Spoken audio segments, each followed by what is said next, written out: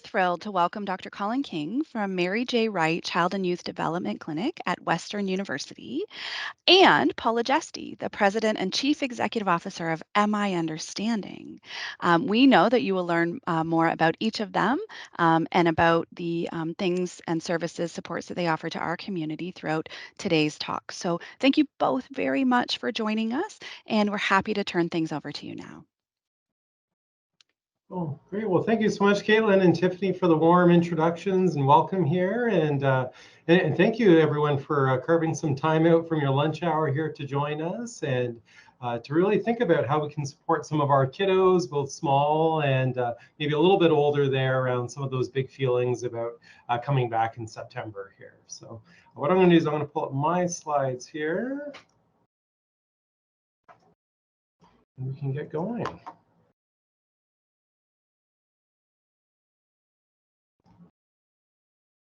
So hoping we're able to see everything there.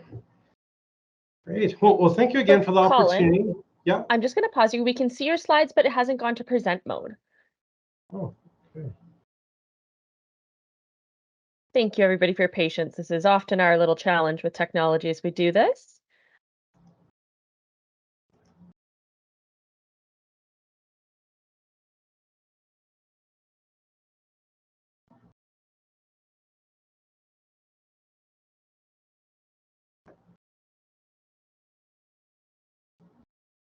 Is that any better there on your end there, Caitlin? Click from current slide right there. I suspect it might be popping up in a different window if you've got more than one open, because it's still showing me the full PowerPoint sidebar. And if that's what we need to do today, that's okay too, because we can still see your content. Okay, well, how about if I do this? Maybe that will be the best way to go here. Sometimes folks wouldn't believe, but we do tech run-throughs for this, and it works, and then it gets grumpy at us. So thank you for bearing with us. Yeah. How about there? Is that a little bit better? We'll use that. Yep, go for it. Okay, Thank awesome. you. Okay, well, thank you again for joining here. And in kind of the half an hour that I'm hoping to spend some time is how do we kind of support some of our kiddos there with some of perhaps the big feelings that we know are quite kind of expected and typical with the transition back to school, or if you're thinking about a particular kiddo or student in mind there where some of those worries are turning perhaps a little bit more into anxiety and a little bit more intense, where we might also need to do something a little bit different. So I'm really hoping to cover kind of the full continuum there, from again kind of expected to show up versus also maybe to do something a little bit different. So maybe I'll start here, really kind of beginning to distinguish a little bit about, what are some of the more typical stresses, big feelings we know that are associated really with kind of any transition and kind of new event here, versus when it becomes a little bit more kind of problematic, particularly kind of on the anxiety side. Right, so if I think about kind of more kind of typical stressors connected to kind of doing new things, right, is that, it's often those feelings there are often kind of productive and kind of mobilizing, right? So if I can think that about today's webinar, for example, right, that was productive in the sense of we had kind of a technology run through it. You wouldn't know, but it was mobilizing in terms of kind of getting ready for that situation and kind of event there, right? It's kind of specific, it's time limited. So when we're thinking about perhaps the first day of school or that first week of school there, right, those kind of feelings and stresses there might be associated with the first kind of week or two kind of back there. Right, and that if you did a survey of other kiddos, perhaps the child or youth that you're thinking about right now, and did kind of a survey, you'd probably get a lot of hits there from other kids of the same age there saying, yeah, I've got some mixed feelings about coming back to school too. I'm excited, but there's also part of me that's maybe a little bit worried and kind of nervous there as well. Right, and the key part there, I think, on the more typical stress side is that it's feeling kind of more manageable through kind of the tools and the support of caring adults there, is that we're able to kind of work through some of those feelings. When anxiety begins to show up and when some of those feelings become a little bit more problematic there, you can see certainly some of the differences there. Rather than being kind of mobilizing and moving us forward to do something, we feel kind of really stuck. We feel quite kind of paralyzed with those feelings. They feel too big and we're unable to kind of cope. And those feelings really become quite pervasive there. Right, so again, rather than being kind of time limited to some of those feelings we know that will show up in the first couple weeks there, right? If we're thinking about those feelings extending into October or perhaps November there, that can often sometimes point to kind of more problematic anxiety. The good news, though, is that as we're kind of working through whether it's kind of more typical stresses and feelings that you're perhaps navigating right now, or if you're thinking about a child there that it is on the more problematic anxiety side, a lot of the strategies here, particularly as foundational, are going to be really kind of, again, essential for some kids, but helpful for all. So I'll have a chance to kind of talk through those. I'll spend just a little bit of time here talking about what are some of those kind of signs of anxiety. And we know that particularly anxiety loves kind of uncertainty. So anytime there's kind of a new situation and we don't have exact clarity on what that's going to look like, which is often a lot of situations, but particularly transitions, that those signs of anxiety can show up. Right, it can look like a refusal to kind of try and not want to try kind of new things. Perhaps a lot of kind of butterflies, right? Those kind of physical complaints, somatic complaints that we actually know everything's kind of going okay medically there, but again, might be a sign there around kind of anxiety. Particularly around some of the excessive worrying there as well. And again, that's also a real helpful distinguisher there, right? Is this kind of a worry that, with a little bit of targeted support or a little bit of kind of a pat on the back there that kids are able to navigate through? Or is this kind of more anxiety where that reassurance and information there really doesn't kind of helpful in the way that we kind of think, right? So parents and caregivers often have to delve into kind of more excessive reassurance, right? Kind of for the 5th time, for the 20th time, right? That information doesn't seem to kind of stick.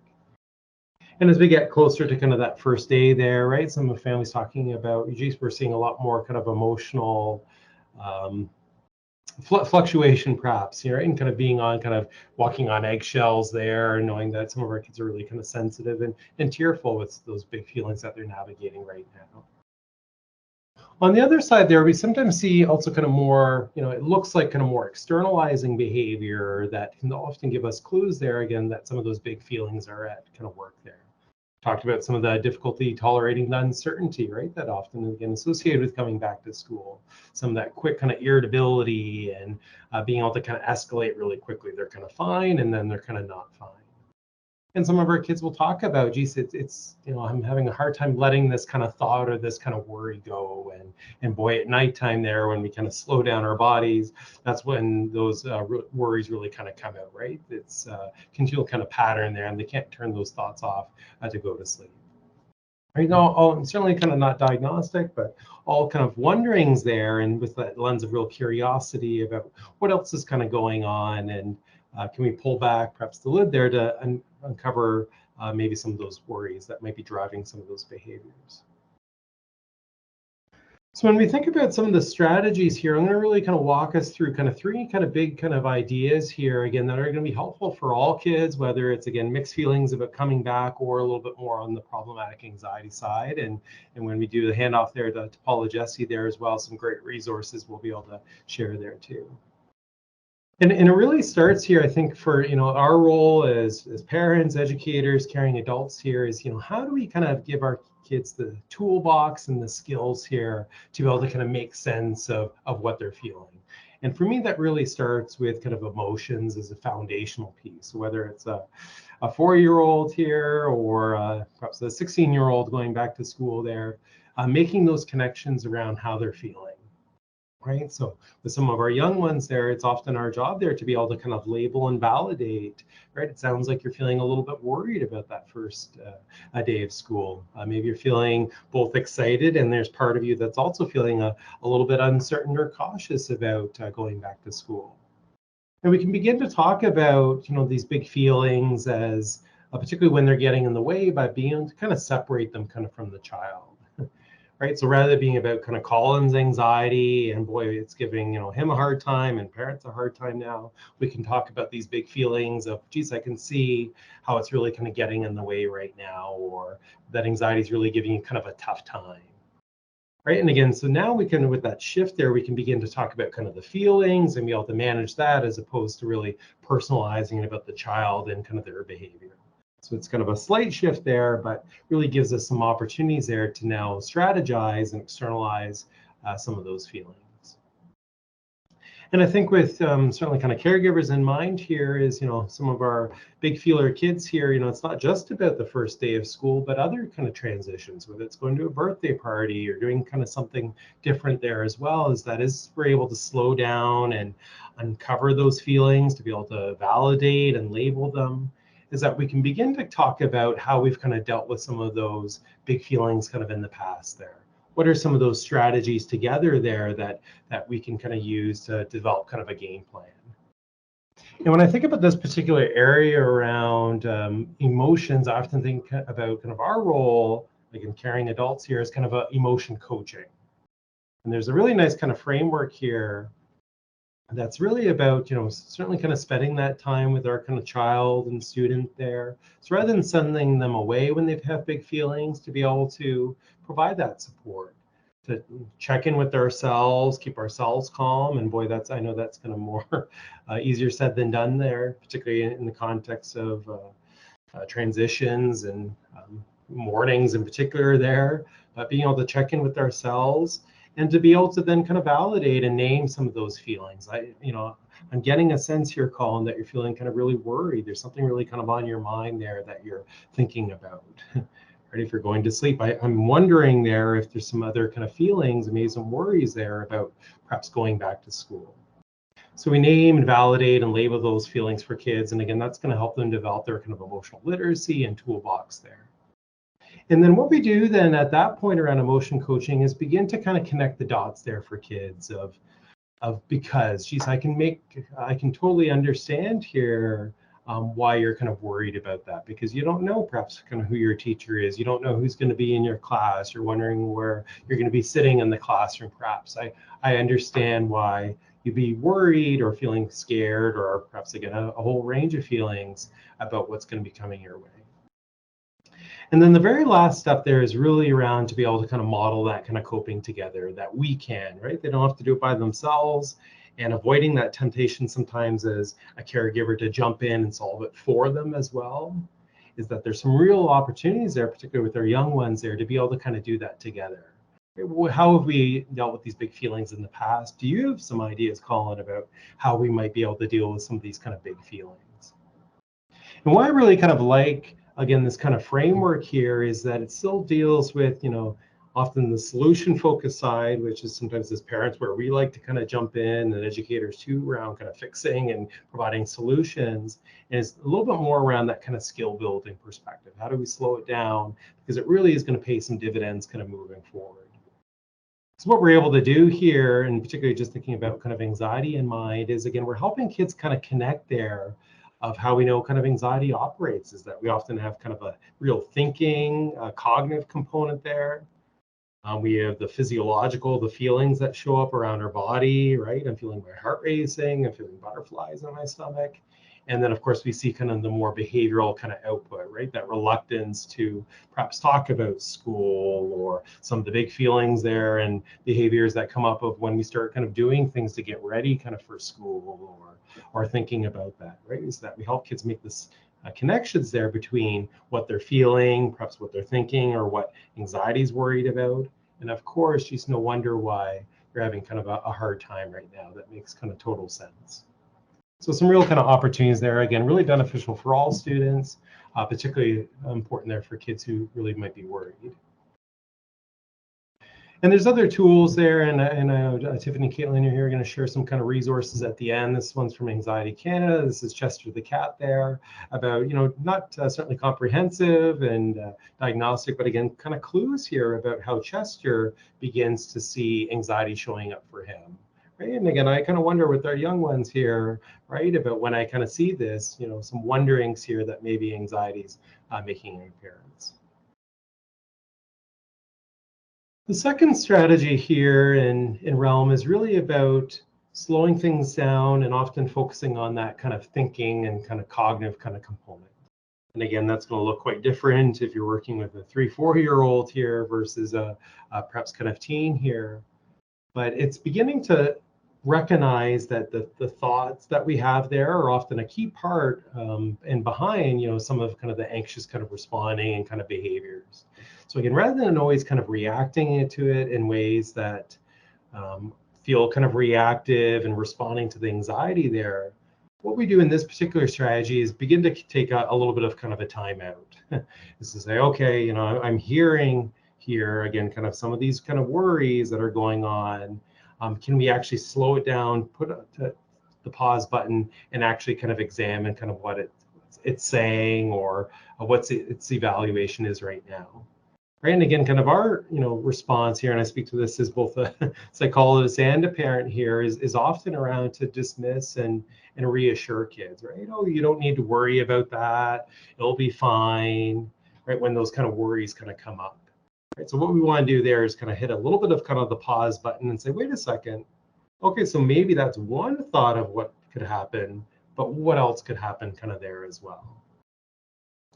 And I often use a real kind of mantra here with some kids here to think about, again, is this kind of more of kind of a worry, that it's a little bit more that anxiety talking to us about the first day of school, and geez, what if I can't find my classroom, and what if I get lost, and things like that?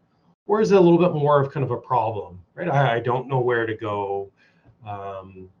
I don't know who's going to kind of be in my class, things like that, that are a little bit more kind of problem and kind of solution based, that we'll have kind of some answers for as well.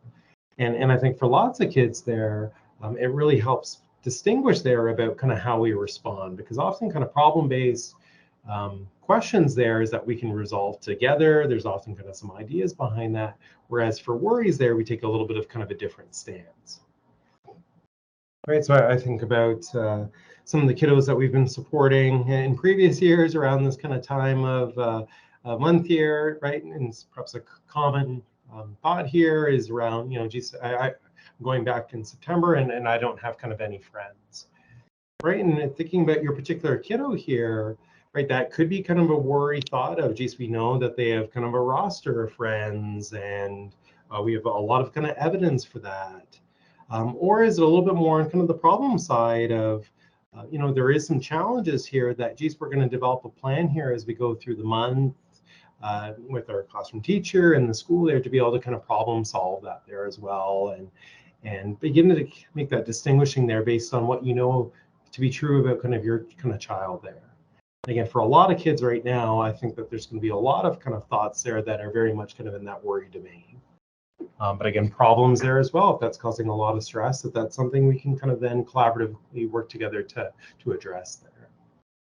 And we'll talk a little bit more about that, because that is a fine line sometimes for some of our kids who do have some challenges there around kind of navigating school.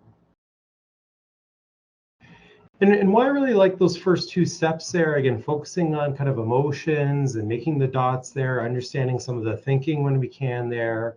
This is from a developmental pediatrician here. More detailed description leads to a more informed prescription, and not prescription medication, but prescription thinking about the plan that we're going to use kind of forward there.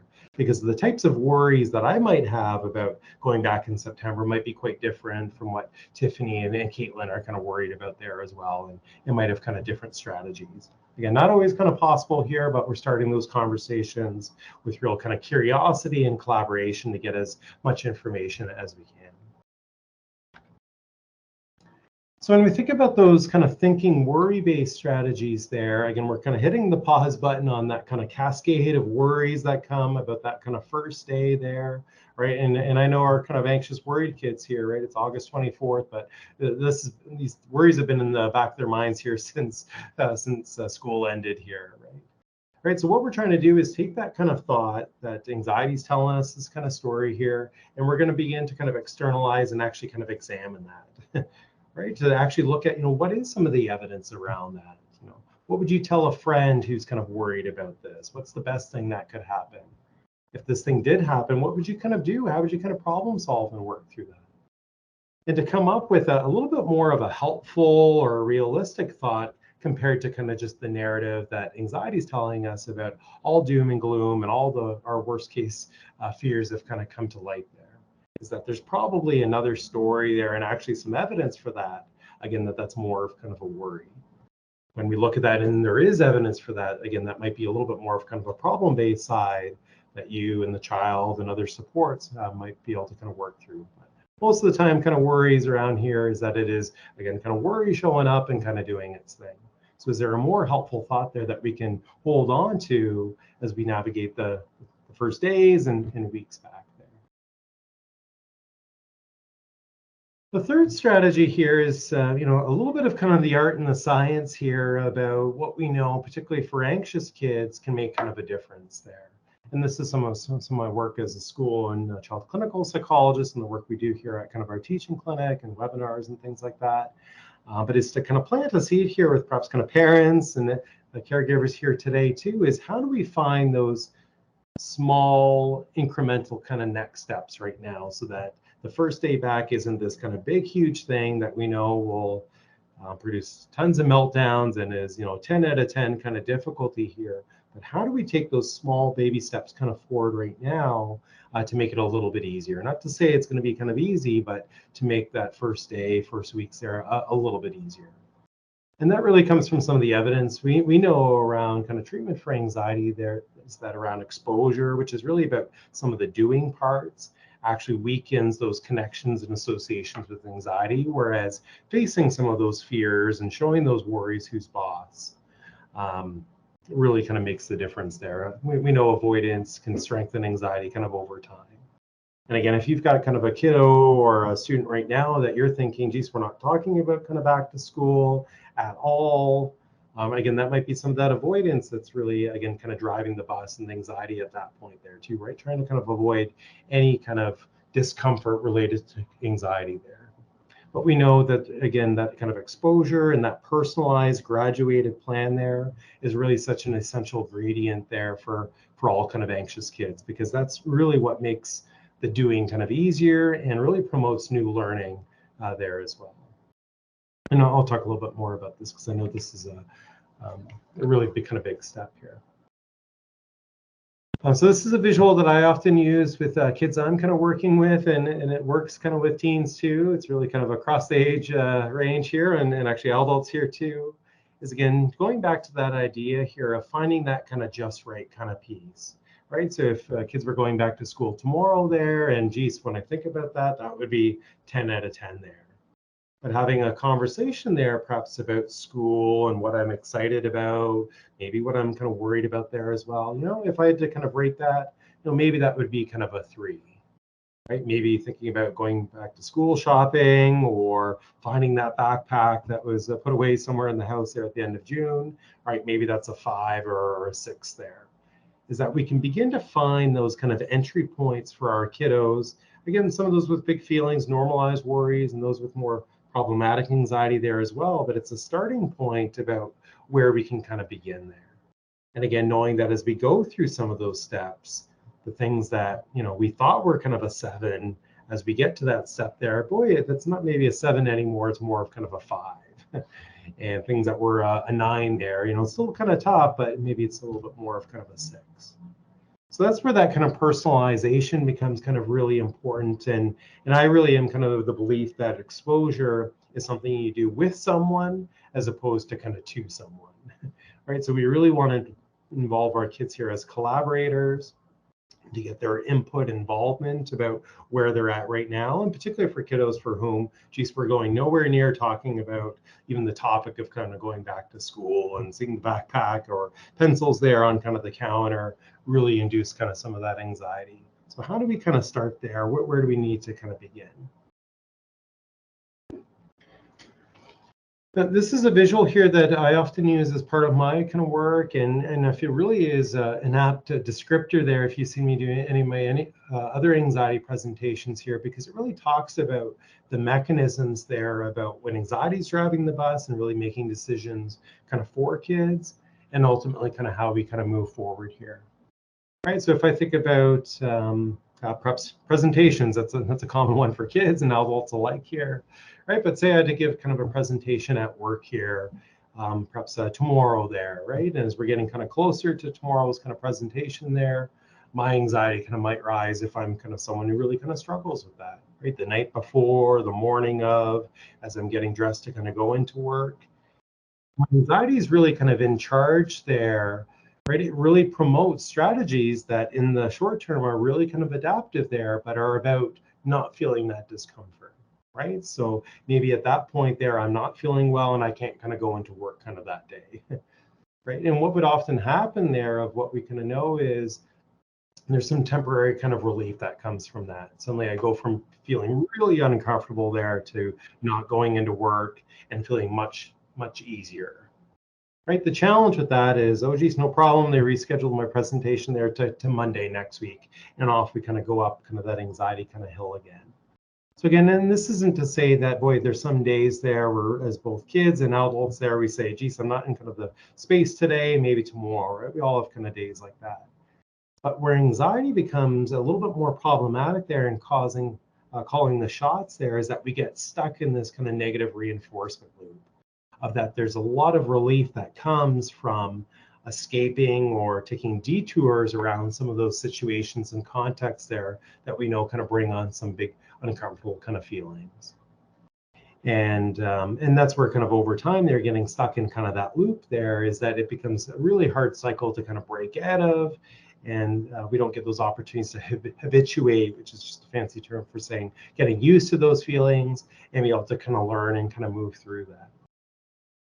And you can see here again, so our kind of goal for kiddos and adults alike here again around transitions and again thinking about going back to school here is about, how do we get over kind of that hump there, that knowing that, geez, even when we get over the hump, it's still a little bit uncomfortable here, but just knowing through time and support and doing this together and with kids' input here is that it's going to get a lot easier the more we do it and with kind of practice there. And again, and that's where we can start doing, geez, we're not going to do the 10 out of 10 mountains here. We're not going to be climbing up kind of Everest, but maybe there's some other smaller hills there, again, that we can begin to kind of start that, right? And maybe it's starting about school. Maybe it's in beginning to just kind of think about school and the emotions kind of associated with that. That might be enough there of kind of a hill where we can begin to get that experience of feeling that discomfort and coming down kind of the other side. And again, one of the analogies I often use for kids there is related to kind of, jumping into kind of a cold pool, right? If you jump into that cold pool, there's that tendency there to jump out and to kind of escape that. But if we're able to kind of sit with those feelings, swim, dunk our head, swim around a little bit, suddenly it gets a little bit easier, right? Nothing's magically changed. It's that our body has learned there that, geez, I can handle this. And some of that learning of, geez, I know it's going to be hard in the beginning, but if I stick with it, I can kind of do this. And that's ultimately kind of the goal there that, again, perhaps, even most mornings there for lots of kids, we know that perhaps it's not kind of easy, but they're able to kind of work through that and do what they kind of need to do to manage those feelings. Again, this is another kind of visual here that I often use for kids, again, whether it's going back to school or getting on the bus that first time, are there some other examples there that, from your family and the child's life here about where things got a little bit easier over time, right? Maybe it's riding the bike, maybe it's about going somewhere that knowing, geez, we're going to keep kind of doing the course here because we know it kind of gets easier. So as you're kind of thinking about where we're at kind of right now, and it really is about to take that kind of balance and that integration there around both kind of the feeling side and that kind of behavioral activation kind of moving forward, right? So maybe it is about starting conversations about kind of school right now and beginning to get ready for that. So maybe we're not even starting that conversation yet. Maybe it's just beginning to kind of think about kind of routines and scheduling, right? Kind of backing that clock up even kind of, 10 or 15 minutes at a time here, knowing, September is kind of looming and where we want to be there kind of by that kind of first day or several days kind of prior, right? Maybe it's not that, but actually kind of physically getting things together, right? Pulling out kind of school supplies or clothing. It doesn't necessarily need to be kind of physical manifestations going and buying things, but things that are connected kind of to school and thinking about perhaps kind of lunches again. Geez, that's something I need to think about, right? Is how do, what are the lunches going to look like kind of this year? And what did we do even kind of last year, right? There's a conversation right there that we can begin to have. And there's some, kind of playful ways there, good entry points there about kind of visiting the school, whether it's kind of the school playground and visiting that, or perhaps kind of peeking in the kind of the school window or driving by or doing kind of the bus run that the child kind of might be on there, right? Doing some of those kind of routines there that are getting a little bit closer here to kind of that kind of first day. Right? And it's all about those kind of small kind of baby steps there, really kind of meeting our kind of child kind of where they're at. And that's where, again, I'm so thankful to Tiffany and Caitlin for both kind of this series and this conversation in particular, because if you are a caregiver of someone who is struggling, a lot with anxiety, geez, we know that this is going to feel like kind of Everest here, and some collaboration is involved with that. This is a great time here to begin to kind of reach out with some proactive communication, knowing that there may be some flexibility there around solving perhaps some of both kind of the problems, but also doing some of the pieces there that will help with kind of with those kind of worries, right? And maybe that's kind of knowing who their perhaps kind of teacher is, or again, doing that kind of school visit. Again, for kids who really, that's going to be an essential part of their plan of kind of getting back to school. So it really is about, again, it's about kind of feeling all those kind of feelings there. So as caregivers, we're labeling, we're helping connect the dots, we're helping them validate and understand why it makes sense to feel that way. We're putting the pause on some of the thinking, so not taking that as kind of just the truth, right? We're able to kind of pause and examine that, look at that thought. Geez, that's perhaps kind of one way of thinking about it. But what else could happen? And then lastly, knowing that it's kind of a worry there, how do we take that kind of step kind of there anyways, knowing that, geez, I have kind of all these feelings, but we can still take those kind of baby steps to move forward. So this is just one kind of ladder there that I've used with one kiddo in class related to kind of more social participation in class. So for him, as we were developing kind of our kind of ladder together in collaboration with the educator here and the parent here. So sharing his kind of opinion about a topic in class socially, boy, that was just kind of off the menu kind of when we began. Right, but if we're looking for those other kind of opportunities and kind of gradients here of, he was going to start off the year here answering kind of more factual questions that perhaps kind of came up at school, right? Particularly in the context of kind of a book, right? And then that middle range there of, developing some real opportunities there around kind of engagement and social participation there, where he felt comfortable, again, feeling a little bit of kind of that worry there and taking kind of that next step, right? And that's why I just love the approach our school board kind of partners are taking, and with the direction there of School Mental Health Ontario, about really the importance of relationships and those essential conditions for learning there, because it really starts with that relationship kind of based focus that allows for some of this kind of risk taking and those small baby steps there to really kind of take place. And the last piece here, and hopefully I'm kind of on time here, ballpark, is really just acknowledging there again that this is kind of a marathon, kind of not a sprint here, and that doing this hard work really does require really kind of a team of kind of cheerleaders there. So it's having that knowledgeable, supportive adult. Again, maybe that's a parent, maybe that's a grandparent, perhaps it's the educator, just knowing that this is tough work.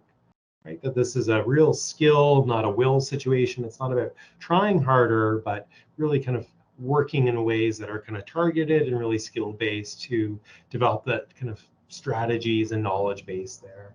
And that when things are working here, to be able to kind of share that knowledge across settings. Here's kind of where we're at home. Here's some of the conversations we're having that have been actually really kind of productive. Maybe this could also kind of happen again, kind of in the classroom, or perhaps with other kind of family members there as well. Right, so that kind of pat on the back there, that big celebrations around those small steps are really what these kind of kids need, right? It's always thinking about what's kind of the next inch, and what have we learned, when things kind of go well, and conversely when things kind of don't go well, right? And one of the things I love about anxiety is that it's very predictable. It throws out the same set of strategies, the same playbook at us kind of over and over again. So when things aren't going well, geez, what do we kind of learn about that? What do we need to do differently? And as I've kind of mentioned here again, if thinking about kind of September, if this is going to feel like kind of Everest here, to reach out for both kind of understanding and support, but also maybe some flexibility there too, because we know it really does take a village here with some of those big tasks that we know, again, like kind of getting back to school. So I think what I'll do is on my end, perhaps kind of stop it at kind of this point here and pass it over to my colleagues and continue the conversations. Wonderful. Thank you, Colin. And so in just another additional part for our caregivers joining us today, we also would like to welcome Paula Jesty. And so as Paula comes on screen, turns on her mic, and maybe even prepares the slides, Colin, I absolutely love so many things that you had to say. Tailing on to one of the things you said at the end there about skill versus will, it always makes me think of will. My kids are a little older now, but when they were littles, I remember this fleeting thought that maybe this was like a battle. Was this a willpower thing? If I just threatened to consequence you, would you just go do what you need to do?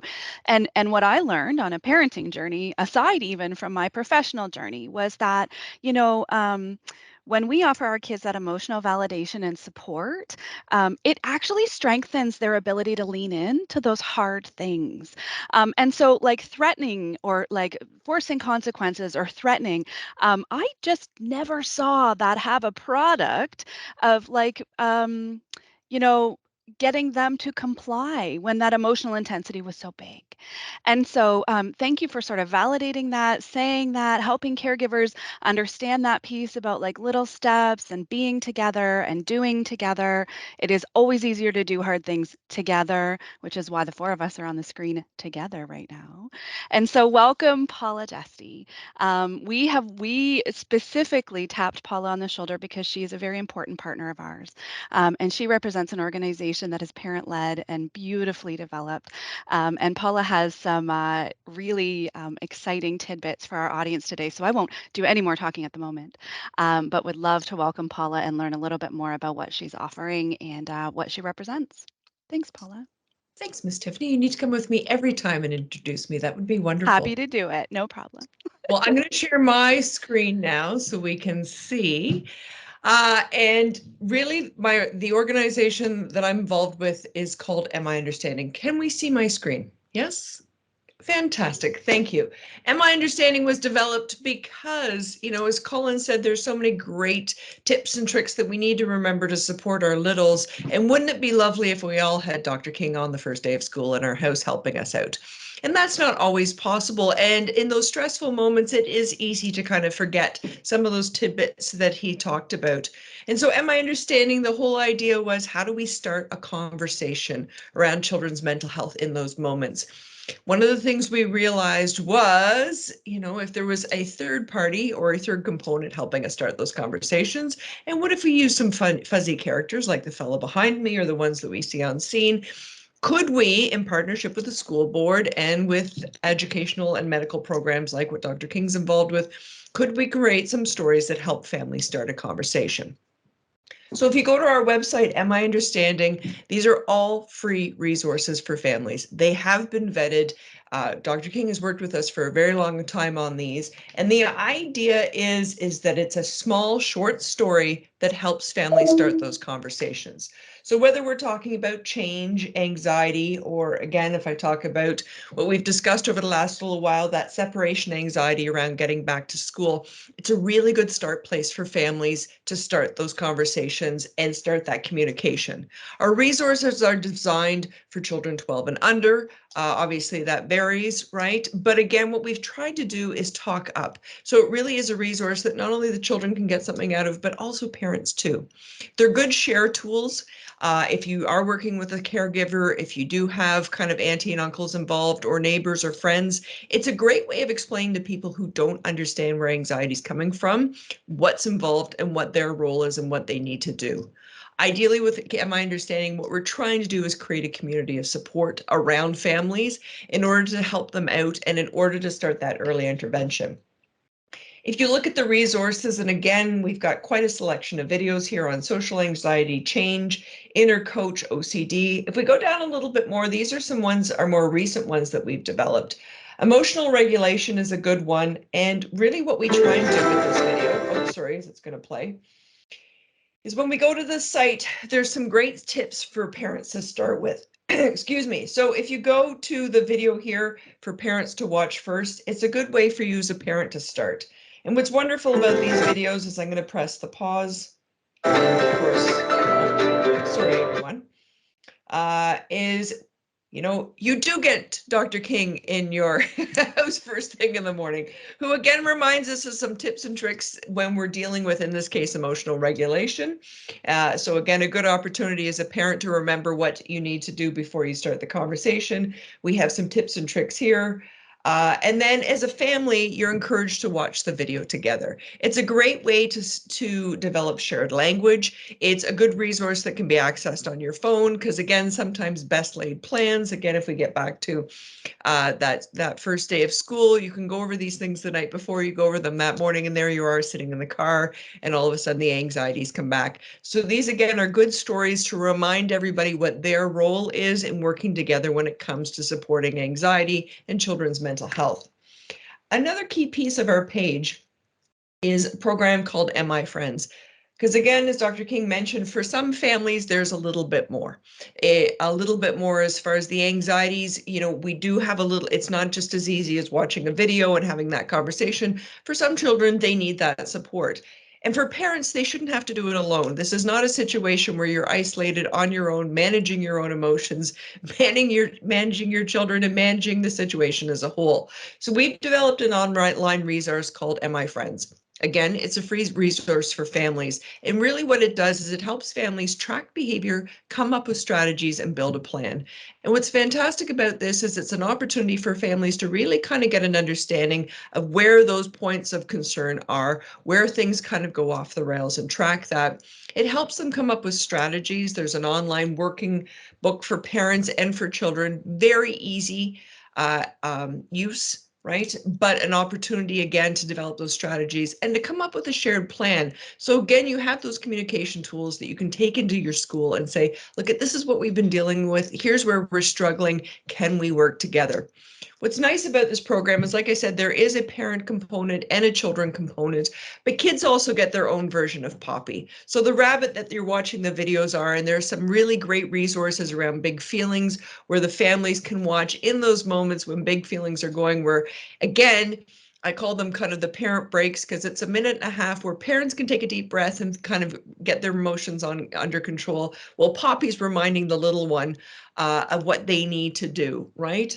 And so they're great resources to kind of help families get through those bumps. This is a program where, again, I think, Tiffany, at the end, we're going to share the code and the link, right? So again, families sign up. You sign up with a link simply because it is private information you're putting in there. So we want to make sure it's a secure website. But you sign up for the information. You have access to the online programs. And shortly thereafter, your little one gets Poppy in the mail. So it's a really good way. Again, this is a nice transition toy as I'm snuggling it. It's a great way, again, that first day of school to kind of have a buddy that helps you from A to B. And again, physically reminds you of some of the things that you need to remember and some of the strategies you've put in place. So I think our big takeaway is, and I'm cognizant of time, is again, if you are struggling with some of the things that Dr. King brought up, this is a good place to start. It's a good place to kind of get everybody on board. I know the Thames Valley District School Board is very aware and very cognizant of the program. And again, so a lot of the teachers are very aware of this and will again recognize the language you're using and can absolutely support and help you come up with strategies, especially in that first month of school. Paula, I get so excited about that little puppet because it is like the most adorable thing. So it's so very true that the reason that it's a secured website and you ask for the registration is because you actually mail parents this beautiful puppet, and then it arrives in the mail, and the kiddos get to watch alongside with their puppet, with their parent and caregiver, and see the puppet they have in the videos. And so, yes, there is the website. You can see that even if you just search "Am I Understanding," you can go to the "Am I Understanding" overall website, hit that "Am I Friends" link, and then I might ask my friend Caitlin to add this code, because what Paula has so graciously done is agreed that, and everyone needs a code, providing therefore the mailed money to your home for free. And so Paula has graciously done that. And again, it does not matter if you're Thames Valley District School Board caregivers or London District Catholic. We do represent the local boards when we do this project together. And so that code itself is SSWB 176. And so there is a bit of a process of registration. some information that you will be asked, and then you indicate, you put in your address, and then Poppy is mailed to you. And so again, SSWB 176 is your code to go on and register for your kit as a result of attending this webinar presentation with us today. We do know that there will be a recording later on, and so I'm aware that if you're watching me say this in, I don't know, November, December, October of the year after. Thank you. And not to worry. What I'm doing right now is I'm just headed towards some additional information for our participants today, but we're not yet concluding. So I'm going to provide some additional information because what I also wanted to do was provide you with a few more online resources that you can access over the next few days, and then we will definitely open up to any of those Q&A that have come through and additional audience questions. So we're almost done there. I just want to share a couple of things with you before we open up to audience questions and additional information. So one of the things that I did want to share was I also wanted to share a reference that Colin actually made earlier in his presentation, and that was this website called Anxiety Canada. So if you haven't heard about it or seen it before, it is an excellent resource. And so I gave you a little screenshot here, but remember, these are live links. So if you're on, again, a desktop, a laptop, or a tablet, you may be able to hover over the little blue bar at the bottom there, and it will open a new browser window on your device so that you can go directly to this site. So we were aware that some of the resources or suggestions we made are for our littlest ones. We are also aware that it is not just our littlest ones that experience anxiety-provoking events where they need support. And so Anxiety Canada, for example, is an excellent website that will give kind of developmental span or age span relevant resources, information, activities. And so I highly recommend that caregivers also visit this site. Activities here can be done with your children to prepare for anxiety-provoking events. And again, different ages and stages. And you'll see that in this particular screenshot, it highlights an app, and that app is actually free. And so for maybe our adolescents, it might be that this particular app is very, very helpful in helping them kind of understand themselves, cope with things like worry, panic, perfectionism, social anxieties, and different phobias. So again, going to this website is another really useful resource. And I have a couple more for you. So here's another one. This one is one in particular that Caitlin and I are very familiar with. This website is School Mental Health Ontario's website. If you haven't heard of School Mental Health Ontario before, it's another very, very reliable source of information. So, School Mental Health Ontario is actually the ministry funded organization that gives guidance to all school boards in our province about mental health services and supports.